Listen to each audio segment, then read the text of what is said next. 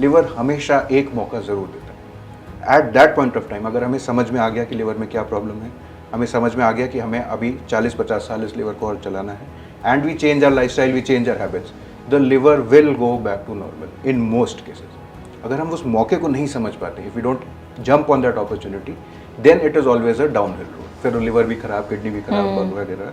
आपने sexual health mention किया, तो लिवर कैसे आपके सेक्सुअल हेल्थ पे अफेक्ट कर सकता है? Because of hormonal imbalances. अच्छा। बहुत ज़्यादा जो हम कॉमन हार्मोन जो हम सुनते हैं, जैसे टेस्टोस्टेरोन हो गया, हाँ। जिसका जहाँ पे उसको जाना चाहिए, जिस रिसेप्टर से उसको अटैच होना चाहिए, बॉडी में अपटेक होना चाहिए, वो नहीं हो पाता है। मेल्स में जो टेस्टिस होते हैं वो श्रिंक कर जाते हैं बिकॉज ऑफ सिरोटिक लिवर, तो रिप्रोडक्टिव प्रॉब्लम्स आपको आने लगती हैं। फीमेल्स में भी बहुत सेक्सुअल हेल्थ प्रॉब्लम्स आने लगती हैं। The desire goes down, the chances of a pregnancy go down, fertility rates go down, क्योंकि बॉडी में इन्फ्लेमेशन इतना ज़्यादा है, इन्फ्लेमेटरी मीडिएटर्स इतने ज़्यादा हैं, वो हमारे हर ऑर्गन को इफेक्ट कर रहे हैं। तो वो यूट्रस को भी अफेक्ट कर रहे हैं, वो हमारी मेंस्ट्रुअल साइकिल को भी अफेक्ट कर रहे हैं, वो हमारे एस्ट्रोजन प्रोजेस्टेरोन लेवल्स को भी अफेक्ट कर रहे हैं। एक इतना सा ऑर्गन आपकी पूरी बॉडी खराब कर देगा अगर वो डैमेज हो गया तो मेरे ख्याल से आई थिंक लोगों को समझना चाहिए कि बहुत हल्के में लेते हैं लीवर ऑर्गन को लोग, कि भाई ठीक हो जाएगा या ट्रांसप्लांट करा लेंगे और फिर से दोबारा से शुरू। हाँ, तो मेरे ख्याल से मैं चाहूँगी कि आप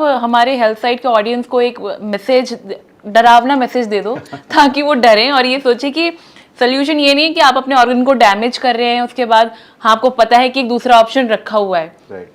आई थिंक ये कोई सोल्यूशन नहीं है, बिल्कुल भी नहीं है। तो प्लीज एक बार आप डरा दीजिए। The message is very simple. एक तो the liver is here to detox our body, we are not detoxing the liver, we just have to do very basic, very minimal things, और liver will take care of its own self. That is one. Secondly, most cases में हम देखते हैं कि liver हमें एक मौका जरूर देता है।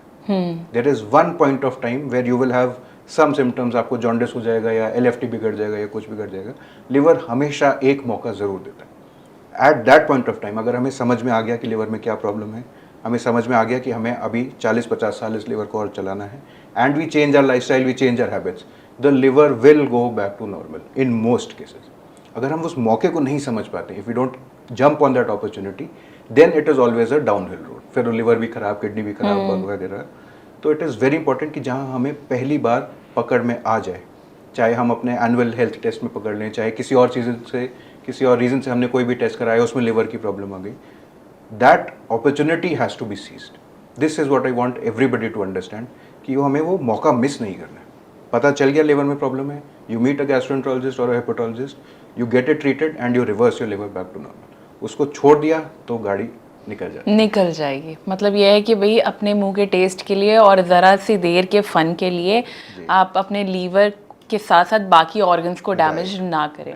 आई होप डॉक्टर ने जो मैसेज दिया है उसके बाद आपको समझ में आ जाना चाहिए कि बॉडी के किसी भी ऑर्गन को हल्के में नहीं लेना है, स्पेशली लिवर।